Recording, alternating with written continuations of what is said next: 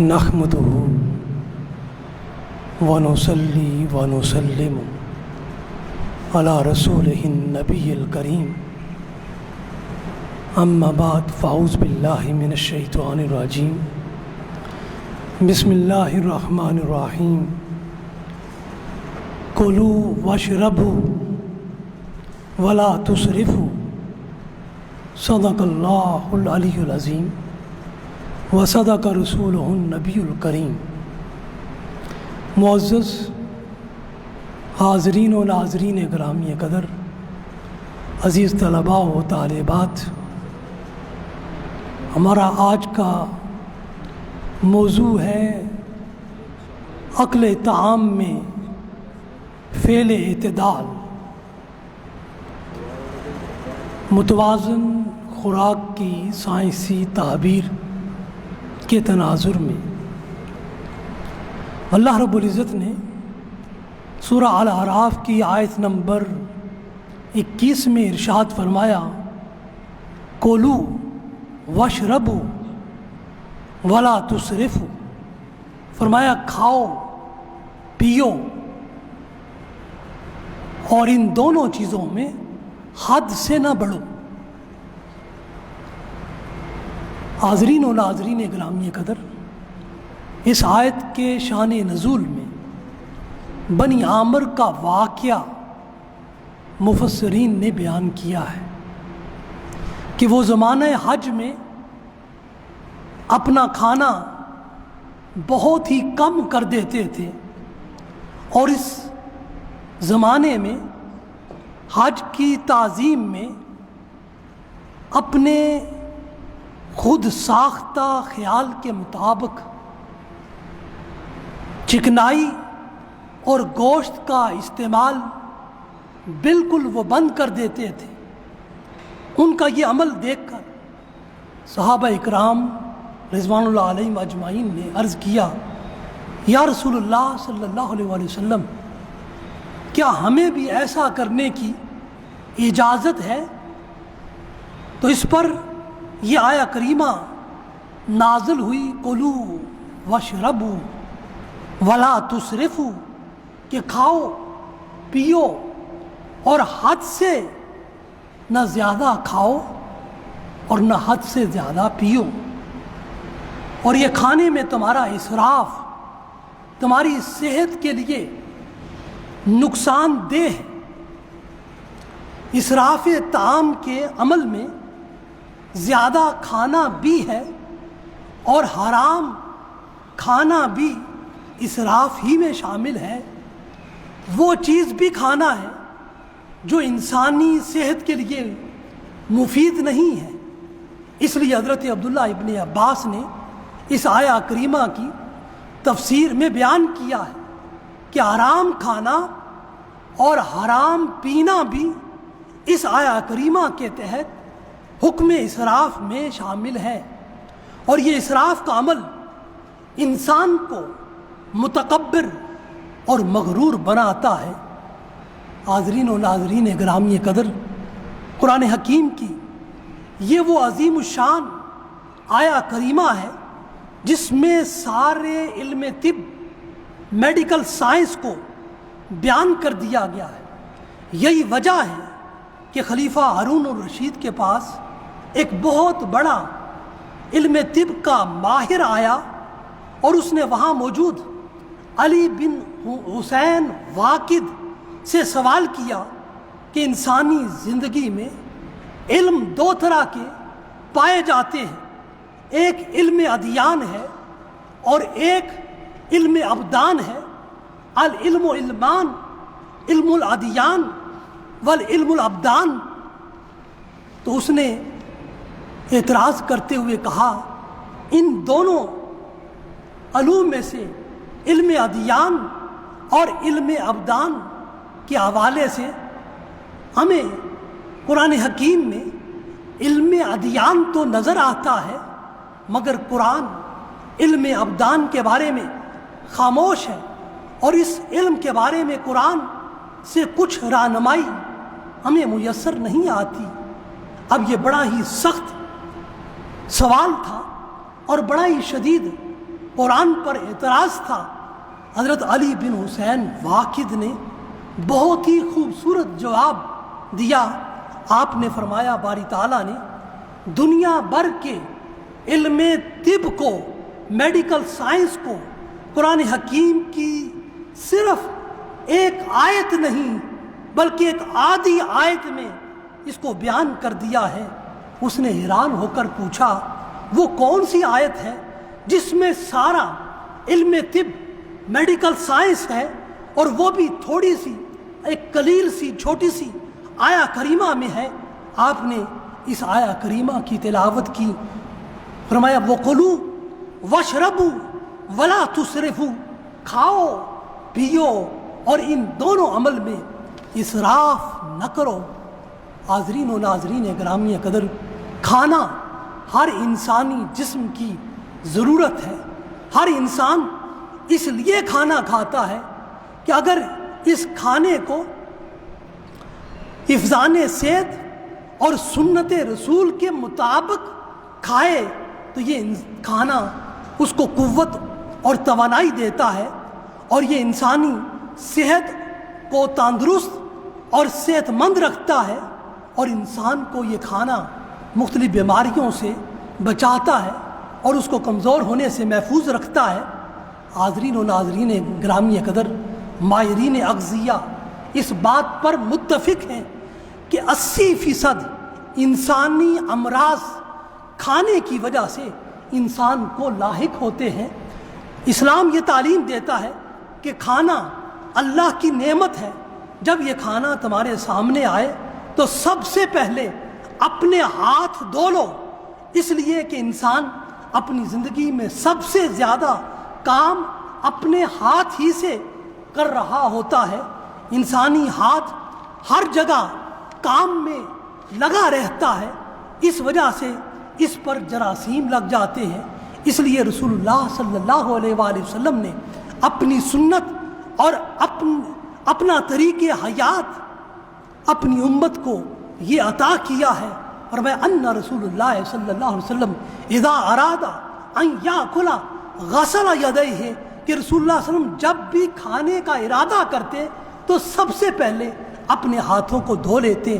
اس عمل سے انسانی ہاتھ ہر طرح کے زہریلے جراثیم اور فاسد مادوں سے پاک اور صاف ہو جاتا ہے۔ اور اس کے ساتھ ساتھ رسول اللہ صلی اللہ علیہ وسلم نے یہ سنت بھی اپنی امت کو عطا کی ہے، جب ہاتھوں کو پانی سے دھو لو تو اب کھانے سے قبل ان کو کپڑے اور تولیے سے صاف نہ کرو، کہ کہیں ایسا نہ ہو کہ کپڑے کے ساتھ لگے ہوئے جراثیم کھانے کے ساتھ انسانی جسم میں داخل نہ ہو جائیں۔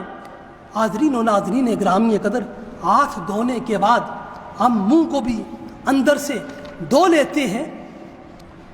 سنت رسول یہ ہے کہ کھانے سے قبل ہاتھ دھونے کے ساتھ ساتھ کلی بھی کر لی جائے، تاکہ سارا دن انسان ہوا میں اور جو سانس لیتا رہتا ہے اور اس کے ذریعے گرد و غبار اور بہت سارے جراثیم اس کے منہ میں پہنچ جاتے ہیں، وہ خوراک کے نوالے کے ساتھ منہ کے ذریعے انسانی جسم میں داخل نہ ہو۔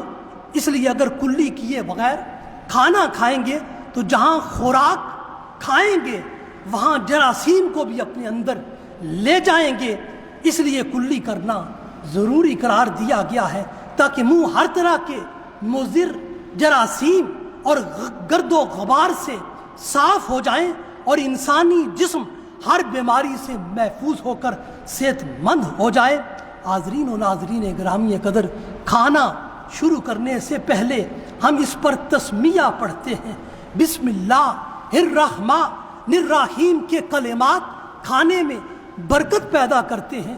اس لیے رسول اللہ صلی اللہ علیہ وسلم نے اپنی امت کو تعلیم دی، کل امر ذی بال لم یبدا ببسم اللہ فهو اقطع، فرمایا ہر وہ ذی شان کام جو بسم اللہ سے شروع نہ کیا جائے وہ برکت سے خالی رہتا ہے۔ تو اس لیے فرمایا کھانے سے قبل یہ اللہ کی عظیم نعمت ہے، تو اس کو شروع کرنے سے پہلے بسم اللہ کو پڑھ لیا کرو، اور اس طرح انسان جب بسم اللہ کو پڑھ لیتا ہے تو وہ کھانا اپنے اندر ایک نور پیدا کرتا ہے جس کی وجہ سے انسان صحت مند ہو جاتا ہے. اور یہ بسم اللہ کے کلمات نور ہیں جو انسانی جسم سے بیماری اور مرض کی ظلمت اور اندھیرے کو ختم کرتے ہیں.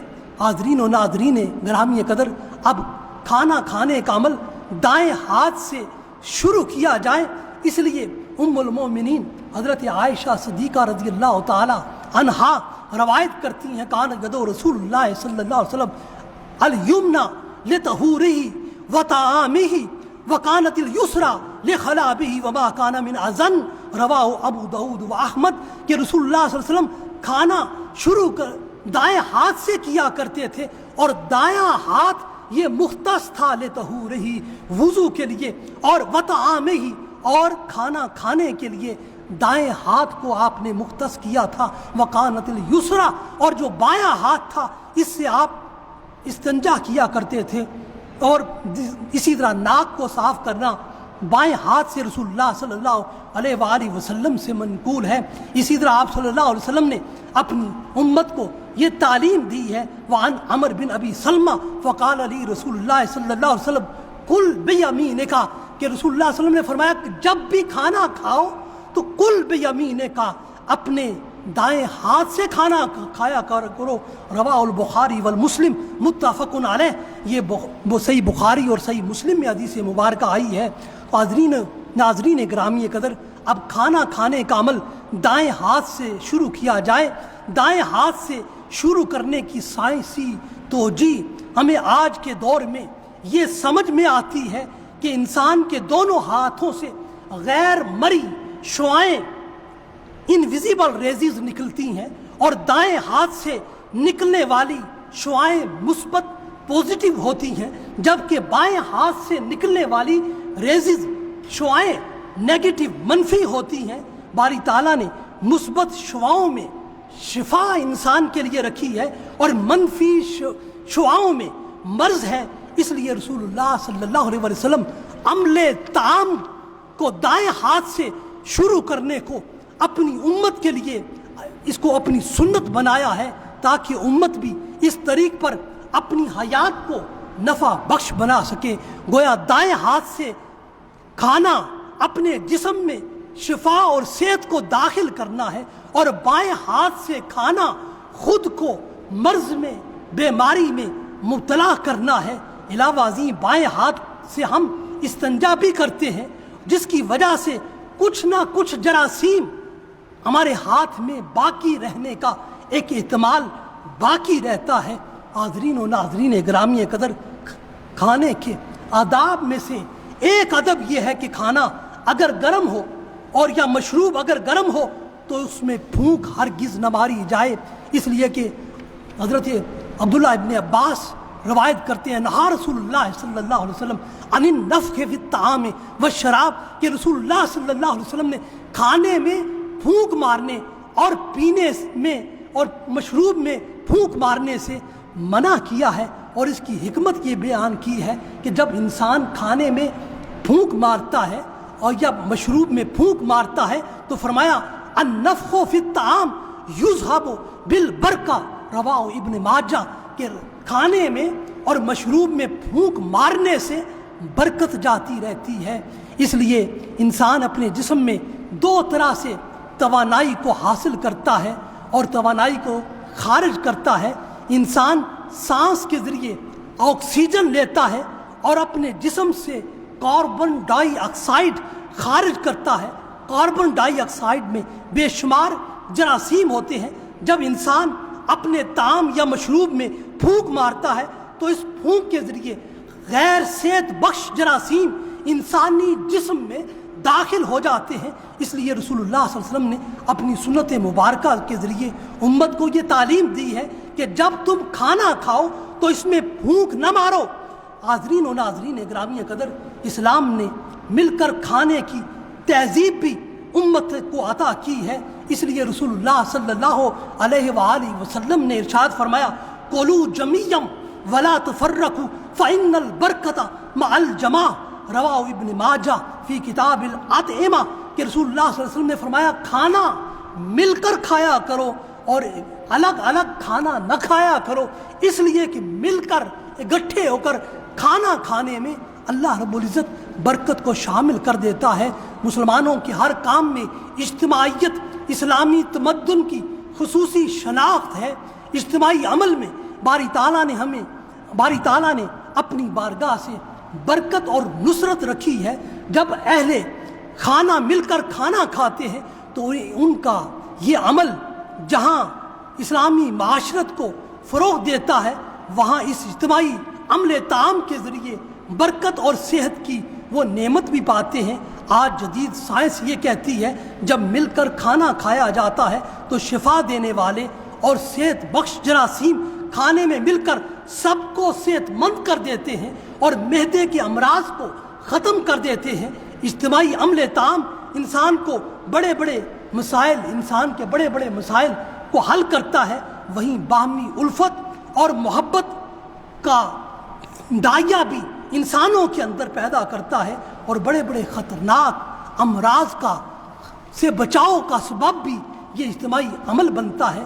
آج جدید سائنس میں اطباء نے اجتماعی عمل طعام پر اپنے تجربات اور مشاہدات کے بعد نتائج اخذ کیے ہیں کہ وہ لوگ جو دماغی امراض میں مبتلا تھے اور وہ اجتماعی کھانے کے مسلسل عمل کے بعد وہ صحت یاب ہو گئے اور وہ بہت جلد صحت یاب ہو جاتے ہیں۔ اس لیے مل کر کھانا انسان کو دماغی امراض سے بچاتا ہے اور انسان کے لیے تنہائی بھی ایک بہت بڑی آفت ہے، جبکہ اجتماعی ملاقات رب کے انعامات میں سے ایک عظیم انعام ہے۔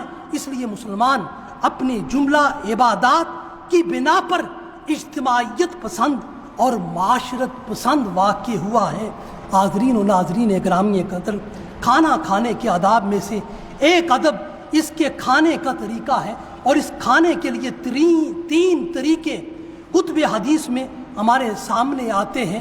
ایک طریق اکڑوں بیٹھنا ہے، اس طریق سے ضرورت کے ساتھ کھانا کھایا جاتا ہے، اور اس طریق سے بلا ضرورت کھانا معدے میں نہیں جاتا ہے۔ جتنا کم کھانا معدے میں جائے اتنے ہی امراض کم پیدا ہوں گے۔ دوسرا طریق کھانا کھانے کا ایک زانو بیٹھنا ہے، اس طریق سے پہلے طریق کی نسبت زیادہ کھانا کھایا جاتا ہے، اگرچہ یہ طریق انسان کے اعصاب کو مضبوط کرتا ہے۔ اور کھانا کھانے کا تیسرا طریق جو سنت سے ہمیں معلوم ہوتا ہے، دو زانو بیٹھ کر کھانا کھانا ہے۔ اس طریق میں بقیہ دو طرق کی نسبت زیادہ کھانا کھایا جاتا ہے۔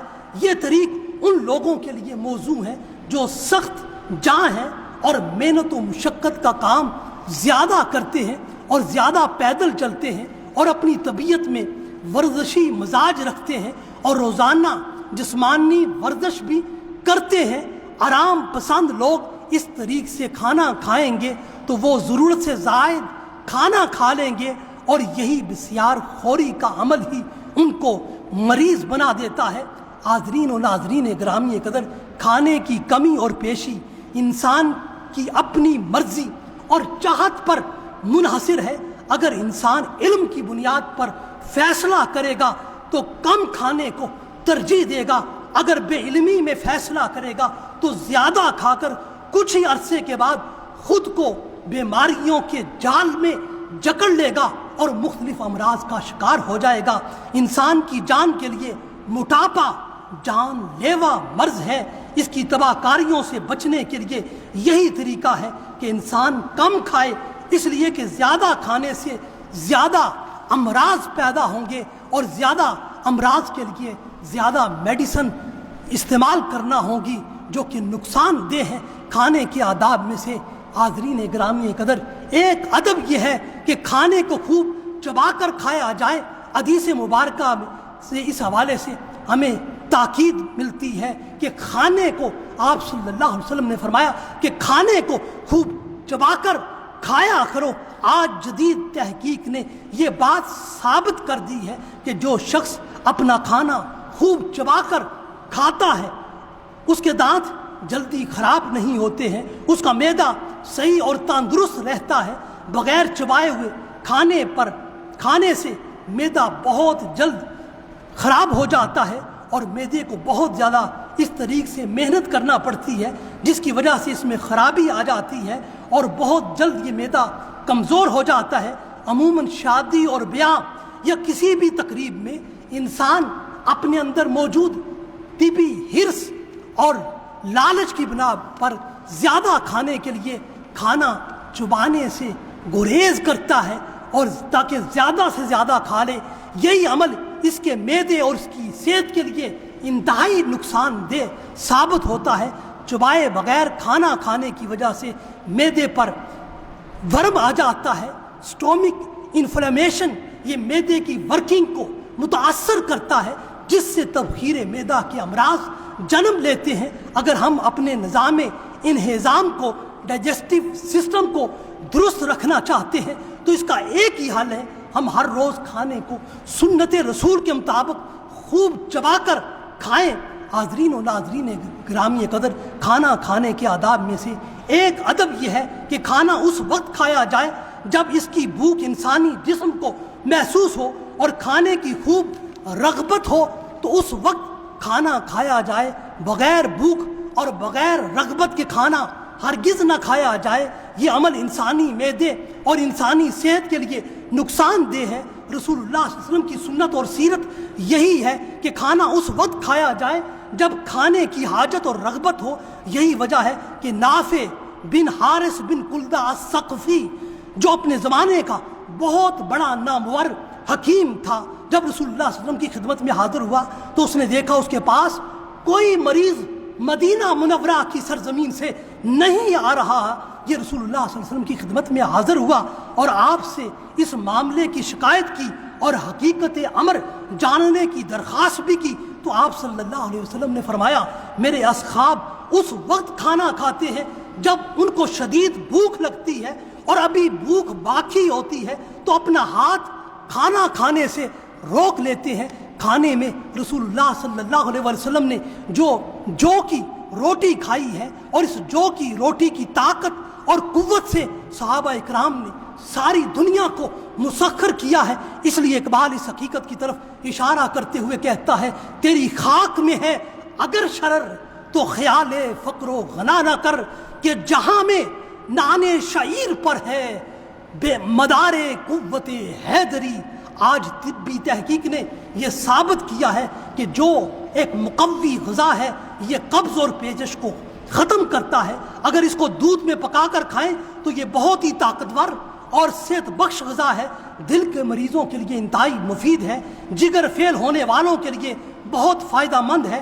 مختلف کھیلوں کے کھلاڑی اسے استعمال کر کے بے پناہ توانائی حاصل کرتے ہیں۔ معدے اور آنتوں کے السر کے مبتلا مریضوں کے لیے صبح کے ناشتے میں جو کا تلبینہ بہت کارآمد ہے۔ تلبینے میں جو دودھ اور شہد ملا کر تلبینے کو تیار کرتے ہیں، السر کا ہر مریض اس سے صحت مند ہو جاتا ہے۔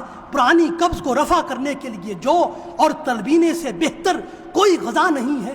ام المومنین حضرت عائشہ صدیقہ رضی اللہ تعالی عنہا روایت کرتی ہیں کہ جو شخص رسول اللہ صلی اللہ علیہ وسلم سے بھوک کی کمی کی شکایت کرتا تھا، آپ اس کے لیے تلبینہ استعمال کرنے کا حکم دیتے تھے۔ آپ فرماتے ہیں یہ تلبینہ تمہارے پیٹ کی ہر کثافت کو دور کر دیتا ہے اور یہ تمہارے پیٹ کو اس طرح صاف کرتا ہے جیسے تم اپنے چہرے کو پانی سے دھو کر صاف کرتے ہو۔ حاضرین و ناظرین گرامی قدر، کھانا کھانے کے آداب میں سے ایک ادب یہ ہے کہ کھانے کے دوران افسردگی اور ناگواری کی باتیں نہ کی جائیں۔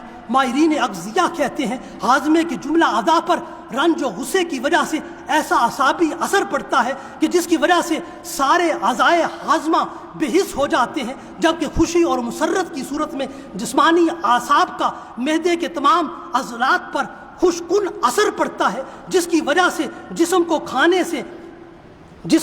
کھانے سے قوت اور طاقت میسر آتی ہے۔ آج جدید سائنس نے ثابت کیا ہے کہ وہ لوگ جو کھانے کے دوران افسردہ رہتے ہیں اور غم اور غصے کے حالات سے دوچار رہتے ہیں، ایسے افراد جلد معدے کے السر اور آنتوں کی بیماریوں میں مبتلا ہو جاتے ہیں۔ اس لیے ماہرین طب کہتے ہیں کہ کھانا اس وقت کھایا جائے جب ذہنی اور جسمانی دونوں اذیتوں سے انسان پرسکون اور مطمئن ہو۔ اس لیے خوشی غذا کو زود ہضم کر دیتی ہے اور اس غذا کو جزو بدن بنا دیتی ہے، جبکہ رنج و الم اور غم غذا کو جزو بدن نہیں بننے دیتا۔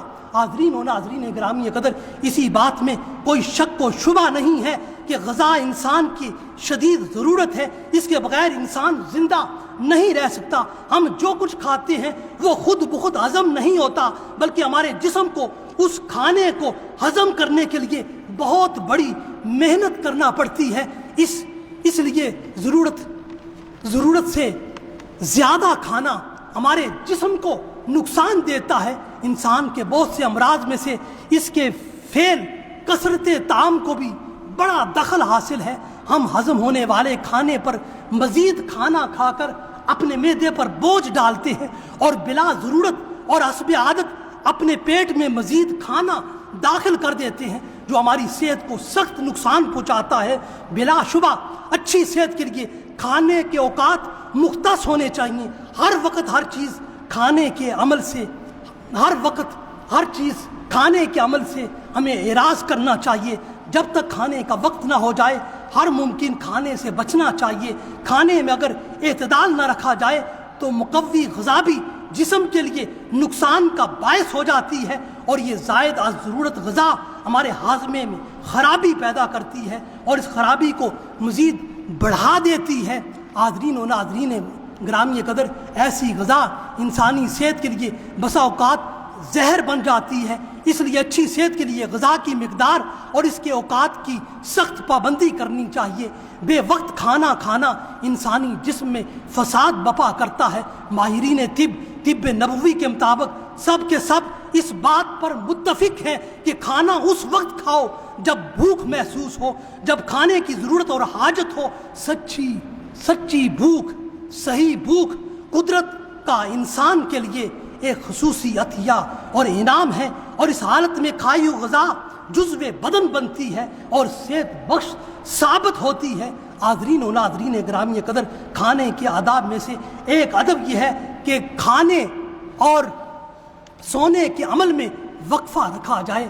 رات کو کھانا کھاتے ہی سو جانے سے صحت پر برے اثرات پڑتے ہیں۔ کھانے کے فوری بعد سو جانے سے غذا پوری طرح ہضم نہیں ہوتی، اس وجہ سے پرسکون نیند نہیں آتی، طبیعت میں ناگواری، بیزاری اور بوجھل پن رہتا ہے۔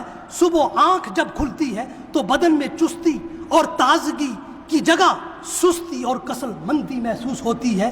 اس لیے سونے سے پہلے ایک مناسب وقت تک کھانا کھانے کا عمل مکمل کر لینا چاہیے، تاکہ ہمارے معدے کو کھانا ہضم کرنے کا ایک مناسب وقت مل جائے۔ ہمارے آرام کے ساتھ معدے کو بھی آرام ملنا چاہیے۔ دیر سے کھانا کھانے سے اور اس کے فوری بعد سو جانے سے ہمارا معدہ بھی کھانا ہضم کرنے میں مصروف رہتا ہے، جس سے ہمارا دل، ہمارا دماغ اور ہمارے سارے اعضاء اور اعصاب کو بھی محنت کرنا پڑتی ہے، اور معدے کی وجہ سے ایک خلل کا سامنا کرنا پڑتا ہے۔ نیند کا طبی عمل بھی ناقص رہ جاتا ہے۔ رات کا کھانا اچھی صحت کے لیے جلدی کھا لینا چاہیے۔ دیر سے کھانے سے ہاضمہ خرابی کا شکار ہو جاتا ہے اور معدہ ضعف کی وجہ سے مختلف امراض کا شکار ہو جاتا ہے۔ حاضرین و ناظرین گرامی قدر، کھانے کے آداب میں سے ایک ادب یہ ہے کہ بقدر ضرورت کھانا کھایا جائے۔ وہ لوگ جو ضرورت سے زائد کھانا کھا لیتے ہیں وہ قدرت کی طرف سے عطا کردہ فیاضانہ صلاحیتوں کو ضائع کر دیتے ہیں۔ کھانے کا بوجھ ان کی صلاحیتوں کے اظہار کے لیے رکاوٹ بن جاتا ہے۔ وہ اپنی بھوک پر کنٹرول نہیں کر پاتے۔ زیادہ شکم سیری کی وجہ سے ان کی طبیعت بوجھل ہو جاتی ہے اور ان کے اندر سستی اور کاہلی آ جاتی ہے، اور وہ بلند پروازی کی ساری صلاحیتوں کے باوجود وہ اسفل اور نچلی پرواز تک اپنی زندگی کو محدود کر دیتے ہیں۔ اپنی خداداد صلاحیتوں کو بسیار خوری کی بری عادت کی وجہ سے تباہ و برباد کر دیتے ہیں، اور اپنی قائدانہ صلاحیت اور شخصیت کو خود ہی بے اثر کر دیتے ہیں۔ حاضرین و ناظرین گرامی قدر، خلاصہ کلام کی طرف بڑھتے ہوئے عرض کروں، جدید سائنس اس بات پر زور دے رہی ہے کہ کم کھائیں، بقدر ضرورت کھائیں، ضرورت سے زائد ہرگز نہ کھائیں، ممکن حد تک ڈائٹنگ کریں۔ اس لیے زیادہ کھانا کھانا زیادہ بیماریوں کو اپنے جسم میں پالنا ہے۔ کثرت طعام ہی تمام انسانوں میں دماغی امراض، آنکھوں کے امراض، زبانوں گلے کے امراض، امراض قلب و شوگر اور امراض بلند فشار خون اور امراض فالج و لقوہ، ڈپریشن اور نفسیاتی امراض اور دیگر تمام امراض کی سب سے بڑی وجہ کثرت طعام، زیادہ کھانا ہے اور ضرورت سے زائد کھانا ہے۔ اس لیے رسول اللہ صلی اللہ علیہ وسلم نے کثرت طعام سے بچنے کے لیے اپنی امت کو کھانے میں اعتدال کی عادت کو اختیار کرنے کے لیے ضابطۂ طعام یہ دیا ہے۔ حضرت مقدام بن مادی کرب روایت کرتے ہیں، سمیت رسول اللہ صلی اللہ علیہ وسلم یقول ما مالا آدمی ویاءً شرًا من بطن بحسن ابن آدم عقلات یقمنا صلبہ فإن کان لا محالہ فثلث لطعامہ وثلث لشرابہ وثلث لنفسہ۔ کہ رسول اللہ صلی اللہ علیہ وآلہ وسلم نے فرمایا آدمی نے کوئی برتن پیٹ سے برا نہیں بھرا، اس طرح کہ انسان کے لیے چند لقمے ہی اس کی کمر کو سیدھا رکھنے کے لیے کافی ہیں۔ اگر وہ پیٹ کو بھرنا ضروری ہو تو اس کے لیے پھر اس پیٹ کو 3 حصے کرنے چاہیے۔ ایک حصے میں کھانا کھائے، ایک حصے کو پانی کے لیے مختص کرے اور ایک حصے کو سانس کے لیے مختص کرے۔ حاضرین و ناظرین گرامی قدر، یہ حدیث مبارکہ علم طب کا بہت بڑا ضابطۂ طعام بیان کرتی ہے۔ یہی وہ اصول طعام ہے جس کی پابندی سے انسانی صحت کا قیام اور دوام ہے کہ انسان کم کھائے، بقدر ضرورت کھائے۔ زیادہ کھانا صحت کو برباد کرنا ہے، اس لیے انسان کو اپنے کھانے کے لیے اپنے پیٹ کے 3 حصے کرنے چاہیے۔ ایک حصے میں کھانا ڈالے، دوسرے حصے میں پانی لے اور تیسرا حصہ سانس کے لیے خالی چھوڑ دے تاکہ اس پر کسی قسم کی کوئی تنگی اور بیماری نہ آئے اور وہ اپنے دینی اور دنیاوی فرائض پوری مستعدی سے ادا کر سکے۔ حاضرین گرامی قدر، ماہرین طب تسلیم کرتے ہیں کہ صحت کی حفاظت اور صحت کی بقا کے لیے اس سے بہتر ضابطۂ طعام نہ کسی نے آج تک دیا ہے اور نہ قیامت تک دے سکے گا۔ انسانی صحت کے لیے یہی بات سب سے زیادہ مضبوط اور مستحکم ہے کہ انسان کھانے کے لیے اپنے پیٹ کو 3 حصوں میں تقسیم کر دے۔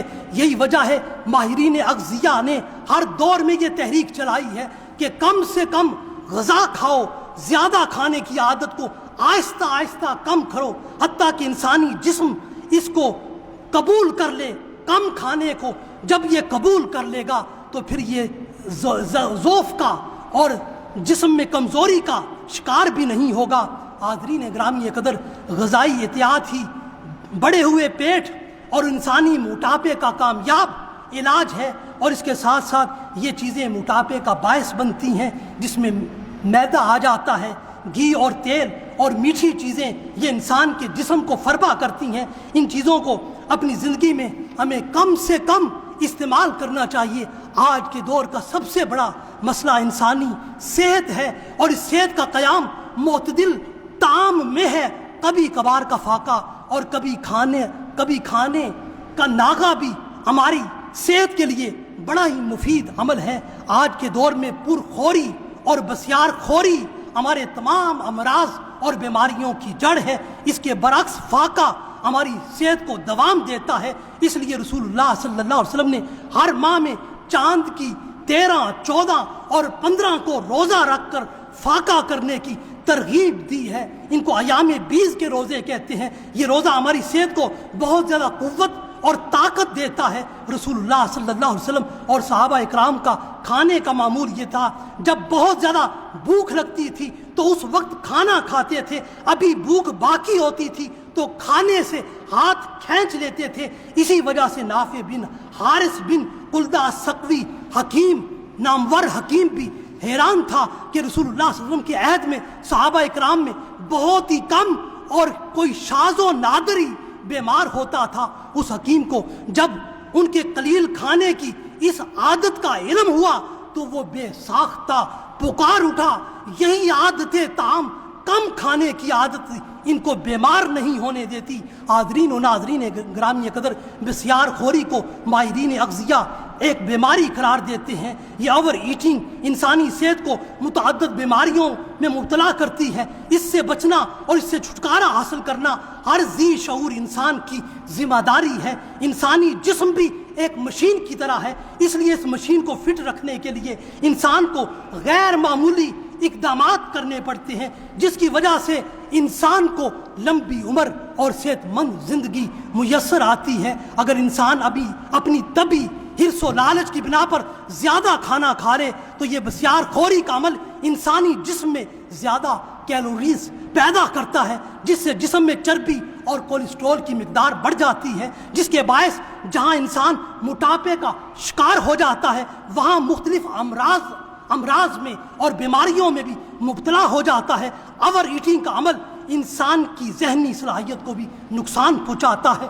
بالخصوص طلباء اس پر توجہ دیں، اور ان کو یہ اوور ایٹنگ کا عمل، زیادہ کھانے کا عمل ان کو کن ذہن بنا دیتا ہے، جبکہ کم کھانے سے انسانی دماغ اور جسم متحرک رہتے ہیں اور انسانی اعضاء کی کارکردگی بھی مؤثر رہتی ہے۔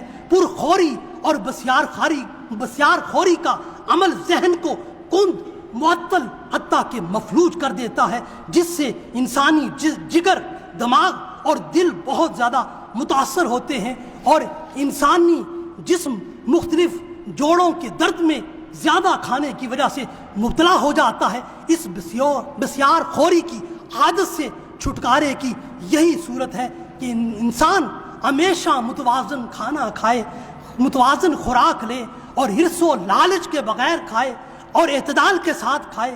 جو غذا بھی کھائے وہ وٹامنز اور فائبر سے بھرپور ہو۔ اپنی بھوک کو آہستہ آہستہ کم کرے اور اس پر قابو پائے۔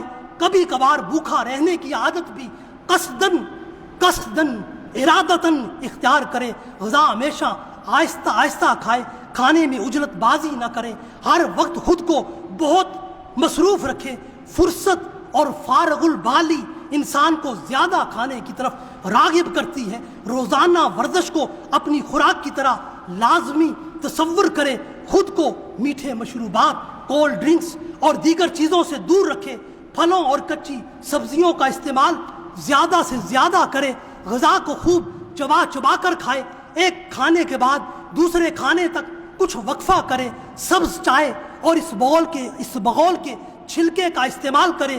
کم کھانے کے جسمانی فوائد کے ساتھ ساتھ اس کے روحانی فوائد بھی ہیں۔ کم کھانے سے دل کو صفائی و طہارت نصیب ہوتی ہے، طبیعت عمل کے لیے تیز ہو جاتی ہے اور بصیرت و فراست انسان کے اندر فروغ پاتی ہے۔ کم کھانے سے عبرت اور حکمت کا دروازہ کھلتا ہے اور معدے کے بھرنے سے فکر سو جاتی ہے، سوچ کم ہو جاتی ہے، حکمت گونگی ہو جاتی ہے، اعضاء عبادت کے لیے سست پڑ جاتے ہیں۔ اس لیے بسیار خوری کی بجائے کم کھانا ہی موضوع ہے۔ کم کھانے سے دل نرم ہو جاتا ہے، ذکر کی اور نماز کی لذت حاصل ہوتی ہے، دعا و مناجات میں کیف و سرور حاصل ہوتا ہے، آدمی میں عاجزی اور انکساری پیدا ہوتی ہے، اہل مصیبت اور فاقہ زدوں کے ساتھ انسان کے اندر ہمدردی پیدا ہوتی ہے۔ بھرا ہوا پیٹ انسان کو طرح طرح کی شہوتوں پر، برائیوں پر اور گناہوں پر ابھارتا ہے۔ کم کھانے سے نیند کم آتی ہے۔ بھرا ہوا پیٹ غفلت، کاہلی اور سستی پیدا کرتا ہے۔ کم کھانا انسان کے اندر ہمدردی اور جانثاری کے جذبات پیدا کرتا ہے۔ ہم میں سے ہر شخص کو بڑی سنجیدگی کے ساتھ سوچنا چاہیے کہ ہم نے زندگی کا نام کھانا اور مسلسل کھانا رکھ لیا ہے، کہ ہم نے زندگی کا نام کھانا اور مسلسل کھانا، یہ ہم نے زندگی کا نام رکھ لیا ہے۔ زندگی کا مفہوم ہم نے یہ سمجھ لیا ہے۔ ہم ہر وقت کھانے سے محبت کرتے ہیں اور کھانے کی شدید رغبت ہر پل، ہر لحظہ اور ہر لمحہ رکھتے ہیں، اور یہ دنیا انسان کا اصل گھر نہیں ہے، اصل وطن نہیں ہے۔ اس دنیا میں ہر انسان امیر ہو یا غریب دولت کے اعتبار سے، لیکن وہ اپنی اصل کے اعتبار سے ہر انسان اس دنیا میں غریب ہے، اجنبی ہے، مسافر ہے۔ اسے اپنی منزل کی طرف آگے بڑھنا ہے، ہم نے اپنی غرابت کو، اپنی اجنبیت کو عبادت اور ریاضت الہیہ کی بجائے اور مقصد حیات کو پانے کی بجائے ہم نے اپنی زندگی کو دو کاموں پر مرتکز کر دیا ہے۔ ایک کھانے کے لیے جینا ہے اور دوسرا جینے کے لیے کھانا ہے۔ ان دو میں سے ہمیں جینے کے لیے کھانے کو ترجیح دینی ہے، جینے کے لیے کھانے کو ترجیح دینی ہے۔ اس لیے کسی نے کیا خوب کہا، دنیا میں انسانوں کو دو کام ہی آتے ہیں، دنیا میں انسانوں کو دو کام ہی آتے ہیں، کھانے کے لیے جینا اور جینے کے لیے کھانا، کھانے کے لیے جینا اور جینے کے لیے کھانا۔ وآخر دعوانا الحمدللہ رب العالمین۔